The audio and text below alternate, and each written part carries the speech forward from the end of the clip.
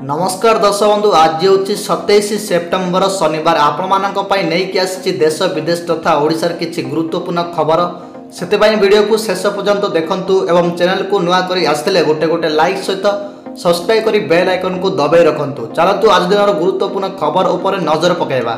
आज प्रथम खबर सरकारी उद्योग कर्मचारी महंगा भत्तार 2% वृद्धि। मुख्यमंत्री मोहन चरण माझी आज राज्यर सरकारी उद्योगर कर्मचारी मानक पई 2% महंगा भत्ता वृद्धि करिसेंति। एहा द्वारा सरकारी उद्योग कर्मचारी समुदाय महंगा भत्ता 53% रु 55% को वृद्धि पाइछि। परवर्ती खबर अछि आज ओडिशा आसिबे प्रधानमंत्री नरेंद्र मोदी हाई अलर्ट रे झारसुगुड़ा। आज ओडिशा आसिबे प्रधानमंत्री नरेंद्र मोदी एने हाई अलर्ट रही झारसुगुड़ा सहर।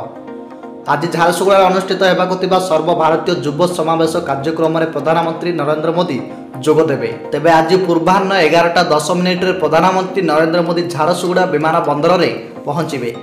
परवर्ती खबर अछि ब्रह्मपुर सुरट को गड़िब अमृत भारत एक्सप्रेस प्रधानमंत्री करेंगे शुभारंभ।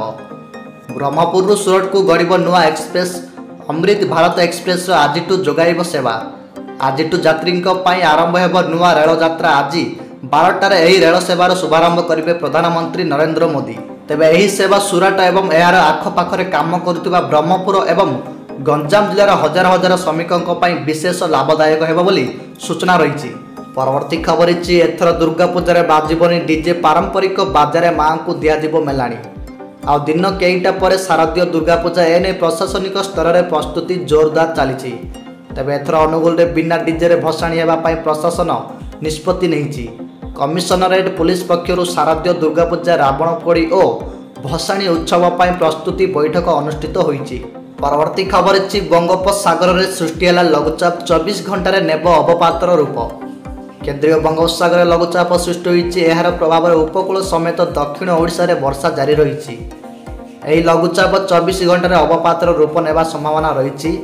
27 सकाळ तथा आज आंध्र प्रदेश उपकूल अतिक्रमण करिब एने भुवनेश्वर आंचलिक पाणीपाग विज्ञान केन्द्र पक्षर सूचना दि जाइछि।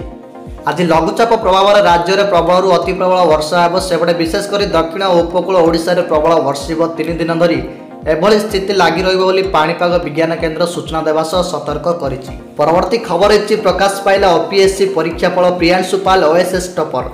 प्रकाश पाइला ओडिशा सिविल सर्विस परीक्षाफल ओपीएससी रो फलाफल आज प्रकाशित होइछि। मोट 389 जन परीक्षार्थी कृतकार्य। टॉप 10 रे जने महिला अछंती। एथर टॉप 10 रे बाजी मारिछंती पुओ। परवर्ती खबर अछि आसंता 29 रु हाईकोर्ट रो दशहरा अवकाश आरंभ। अक्टोबर 8 रे खोलिबो अदालत। आरंभ हेलानी पार्बण। आसंता 29 तारिख सोमवार रु हाईकोर्ट रो दशहरा अवकाश आरंभ हेउछि।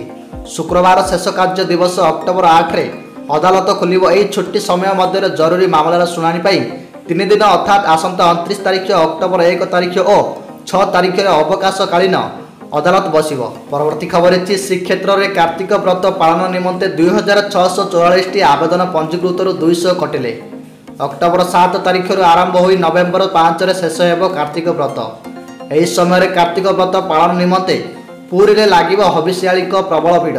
तेबे यही परिप्रेक्षी रे श्रीक्षेत्र में कार्तिक व्रत पालन निमंते प्रशासन पाखरे 2644 टी आवेदन पंजीकृत होईछि। सेति मध्यरु जांच प्रक्रिया रे प्राय 200 जन बाद पड़िथिबा सूचना रही। परवर्ती खबर दुर्गा पूजा पूर्व मुख्यमंत्री बड़ बेटी 3,96,000 रु अधिक छात्र छात्री अकाउंट को गला टंका। उत्तर प्रदेश सरकार शुक्रवार सेप्टेम्बर 26 तारिख में 3,96,000 रु अधिक छात्र छात्री को छात्रवृत्ति बंटन करिसेंति। मुख्यमंत्री योगी आदित्यनाथ छात्र छात्री माननकु एही छात्रवृत्ति को सेमानकर शिक्षा पाई व्यवहार करने को अनुरोध करिसेंति। परवर्ती खबर अछि गोटिए आप रे मिलिबो सब सुविधा हाथ पाहांतारे मिलिबो सरकारी सेवा। आ जीवाकू पड़िबनी सरकारी ऑफिस एणिकी घरे बसी करी हेबो आवेदन।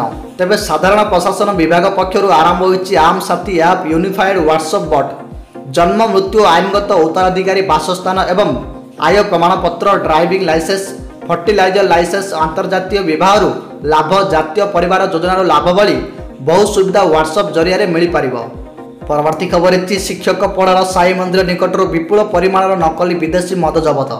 सहर भितर नकली विदेशी मद कारखाना चलीथिला अनुगुल शिक्षक पड़ार साई मंदिर निकटर हजार हजार बोतल नकली मद प्रस्तुत करी राज्यर विभिन्न स्थान को पठा जाउथिला। तेबे एही मद कारखाना उपर आज चढ़ाऊ करिछि पुलिस। एहासह नकली मद गोदाम को भी ଠାବ କରିଛି। ଉଭୟ ସ୍ଥାନକୁ ପାଖାପାଖି 550 ଲିଟର ନକଲି ମଦ ଜବତ ହୋଇଥିବା ବେଳେ ମଦ ପ୍ରସ୍ତୁତିରେ ବ୍ୟବହାର ହେଉଥିବା ବହୁ ସାମଗ୍ରୀ ଜବତ ହୋଇଛି। ପରବର୍ତ୍ତୀ ଖବର ଅଛି ବର୍ଷା ପାଇଁ କୋରାପୁଟରେ ଆଜି ସ୍କୁଲ ଓ ଅଙ୍ଗନବାଡ଼ି ଛୁଟି ଘୋଷଣା କଲେ ଜିଲ୍ଲାପାଳ। ଆଜି କୋରାପୁଟ ଜିଲ୍ଲାରେ ଶନିବାର ସମସ୍ତ ସ୍କୁଲ ଓ ଅଙ୍ଗନବାଡ଼ି ଛୁଟି ଘୋଷଣା କଲେ ଜିଲ୍ଲାପାଳ ମନୋଜ ସତ୍ୟବାନ ମହାଜନ। ତେବେ କୋରାପୁଟ ଜିଲ୍ଲାରେ ପ୍ରବଳରୁ ଅତି ପ୍ରବଳ ବର୍ଷା ସମ୍ଭାବନା ନେଇ ରେଡ୍ ଆଲର୍ଟ ଜାରି କରିଛି ରାଜ୍ୟ ପାଣିପାଗ ବିଜ୍ଞାନ କେନ୍ଦ୍ର। କୋରାପୁଟ ଜିଲ୍ଲାପାଳ କାର୍ଯ୍ୟାଳୟରେ ଚାଲିଛି ଜରୁରୀକାଳୀନ ବୈଠକ। ଜିଲ୍ଲାସ୍ତରୀୟ ବିଭାଗୀୟ ଅଧିକାରୀ ସହ ଅଗ୍ନିଶମ ବିଭାଗ ଓ ଓଡ୍ରାଫ୍ ଟିମ୍ ଉପସ୍ଥିତ ଅଛନ୍ତି। ପରବର୍ତ୍ତୀ ଖବର ଅଛି ଆଜି ଝାରସୁଗୁଡ଼ାର BSNL 4G ସେବାର ଉଦ୍ଘାଟନ କରିବେ ପ୍ରଧାନମନ୍ତ୍ରୀ ନରେନ୍ଦ୍ର ମୋଦି। ପ୍ରଧାନମନ୍ତ୍ରୀ ନରେନ୍ଦ୍ର ମୋଦି ଆଜି ଓଡ଼ିଶାର ଝାରସୁଗୁଡ଼ାଠାରେ ସାରା ଭାରତବର୍ଷ ପାଇଁ BSNL 4G ସେବା ଉଦ୍ଘାଟନ କରିବାକୁ ଯାଉଛନ୍ତି। ତେବେ BSNL ଦ୍ୱାରା ସ୍ୱଦେଶୀ ଜ୍ଞାନ କୌଶଳରେ ନିର୍ମିତ 4G ମୋବାଇଲ ସେବାର ଶୁଭାରମ୍ଭ ମାନ୍ୟବର ପ୍ରଧାନମନ୍ତ୍ରୀଙ୍କ ଦୃଷ୍ଟିକୋଣ ଥିଲା। C.Core, ତେଜସ୍ ନେଟୱାର୍କ ଏବଂ TCS ଦ୍ୱାରା ସ୍ୱଦେଶୀ ଜ୍ଞାନ କୌଶଳରେ ନିର୍ମିତ 4G ସେବା ପ୍ରାୟ 1 ଲକ୍ଷ ସ୍ଥାନରେ ନିର୍ମିତ ହୋଇଛି। ପରବର୍ତ୍ତୀ ଖବର ଅଛି ଆଉ ଆକାଶରେ ଗର୍ଜିବନି ଯୁଦ୍ଧ ବିମାନ MiG-21 6 ଦଶନ୍ଧି ଧରି ଭାରତୀୟ ବାୟୁସେନାର ସେବା ଯୋଗାଇବା ପରେ ନେଲା ଅବସର। ଯେବେ ଯେବେ ଉଚ୍ଚ ଆକାଶରୁ ଟାର୍ଗେଟ କରୁଥିଲା ସେତେବେଳେ ଶତ୍ରୁଙ୍କର ଛାତିରେ ଛନକା ପଶୁଥିଲା। ଯେତେବେଳେ ଗର୍ଜନ କରି ଆକ୍ରମଣ କରୁଥିଲା ଲୁଚିବାକୁ ବାଟ ପାଉନଥିଲେ ଶତ୍ରୁ। ତେବେ ଭାରତର ସୁରକ୍ଷା କବଚ ଭାବେ ନିଜର 100% ଯୋଗଦାନ ପରେ ଗତକାଲି ସେନାରୁ ବିଦାୟ ନେଇଛି ଯୁଦ୍ଧ ବିମାନ MiG-21। ପରବର୍ତ୍ତୀ ଖବର ଅଛି ଆବର୍ଜନାରୁ ପ୍ରସ୍ତୁତ ହେବ ଶକ୍ତି ଓ ଚାରକୋଲ। ପରୀକ୍ଷାମୂଳକ ଭାବେ ଭୁବନେଶ୍ୱର ପଳାଶୁଣୀରେ ପ୍ରତିଷ୍ଠା ହେବ ପ୍ଲାଣ୍ଟ। ଆବର୍ଜନାରୁ ପ୍ରସ୍ତୁତ ହେବ ଏନର୍ଜି ଏବଂ ଚାରକୋଲ। ପରୀକ୍ଷାମୂଳକ ଭାବେ ଭୁବନେଶ୍ୱର ପଳାଶୁଣୀରେ ପ୍ରତିଷ୍ଠା ହେବ ଚାରକୋଲ ପ୍ଲାଣ୍ଟ।